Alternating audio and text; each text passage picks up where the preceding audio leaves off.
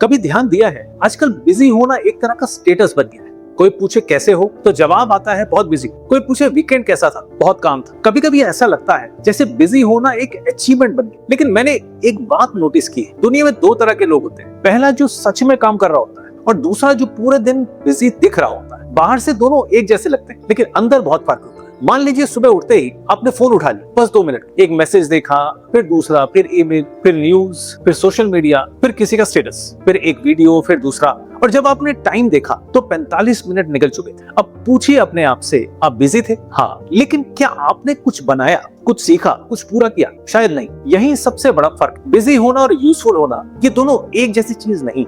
मुझे हमेशा एक एग्जाम्पल याद आता है। अगर कोई आदमी पूरे दिन एक जगह से दूसरी जगह भागता रहे तो शाम तक वो थक जाए, लेकिन जरूरी नहीं कि वो अपनी मंजिल के करीब भी पहुंचा। जिंदगी में भी हम कई बार यही करते हैं। Meeting, call, email, message, reply, phone, laptop, फिर मीटिंग और दिन खत्म। और रात को लगता है आज बहुत काम किया। लेकिन अगर कोई पूछ ले आज ऐसा क्या किया जिससे आपकी जिंदगी एक कदम आगे बढ़ी, तो हम थोड़ा रुक जाते। एक और बात, हमारा दिमाग बिजी रहना पसंद करता है। क्यों? क्योंकि बिजी रहने से हमें लगता है कि हम इंपॉर्टेंट हैं। लेकिन इंपॉर्टेंट होना और यूजफुल होना तो अलग बात। कभी रेलवे स्टेशन जाइए, आपको बहुत लोग भागते हुए दिखेंगे, हर किसी को जल्दी, लेकिन हर भागने वाला सही ट्रेन में बैठा हो, ये जरूरी है। यही बात जिंदगी पर भी लागू होती है। स्पीड हमेशा डायरेक्शन से ज्यादा इंपॉर्टेंट नहीं होती। अगर डायरेक्शन ही गलत है तो तेज भागने का कोई फायदा नहीं।